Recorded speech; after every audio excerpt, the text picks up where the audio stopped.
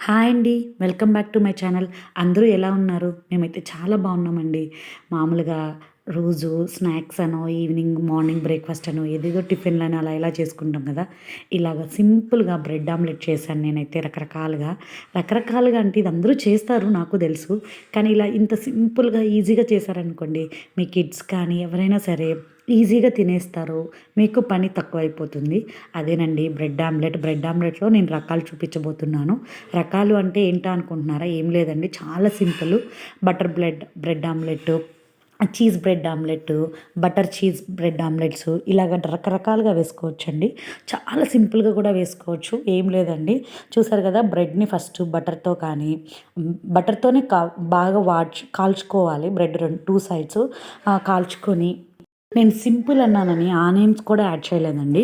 కొందరు kids onions తింటారు. కొందరు కిడ్స్ ఆనియన్స్ తినరు. మా పాప కూడా ఆనియన్స్ తినదు. సో, అందుకోసమే నేను యాడ్ చేయట్లేదు. సో, మామూలుగా ఇలాగా ఉప్పు, కారం, పసుపు వేసుకొని ఎగ్ కొట్టేసుకొని బాగా కలపండి. బీట్ చేసుకోవాలి. బీట్ చేసుకోవచ్చు. లేకపోతే ఒక ఫోర్క్ తీసుకొని బాగా కలపండి. కలిపేసి బటర్‌తో బ్రెడ్ కాల్చుకున్నారు కదా! అది సైడ్‌కి పెట్టండి. సైడ్‌కి పెట్టి ఇట్లాగైనా చేసుకోవచ్చు.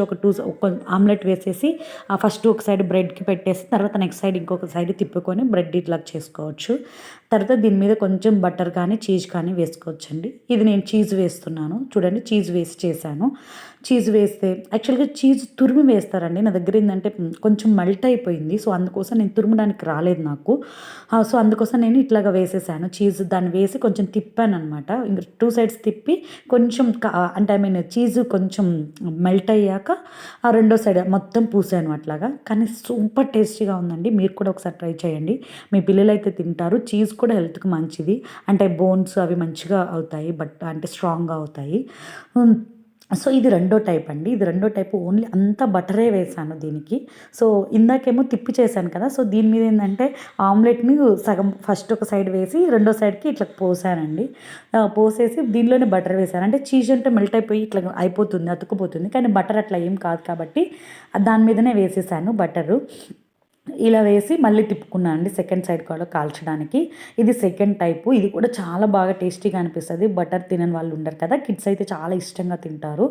ఇంకా మూడో టైప్ అండి. ఇది మూడో టైప్ కూడా బటర్‌తో ఫస్ట్ వేసేసాను. బటర్ వేసి బాగా చూడండి ఎగ్‌ని బీట్ చేసేసి పోస్తున్నాను. పోసి దాని మీద బ్రెడ్ పెట్టి మళ్ళీ ఎగ్‌ని ఇంకో సైడ్ కూడా పోస్తున్నాను బ్రెడ్‌కి. పోసేసి దీని మీద మాత్రం మామూలుగా మీరైతే కాలాక వేసుకోండి. ఇది స్టార్టింగ్ వేయొద్దు. కాలాక మాత్రమే బటర్ అయితే ముందు వేసినా పర్లేదు. చీజ్ మాత్రం కాలాక రెండో సైడ్ తిప్పాక వేసుకోండి. ఎందుకంటే చీజ్ అతుక్కుపోద్ది. మీకు చూపియడానికి మాత్రం నేను ఇట్లా చేశాను. ఫస్ట్ బ్రెడ్ చీజ్ ఆమ్లెట్ వేసాను కదా! అట్లా వేసుకోండి. చాలా బావుంటది.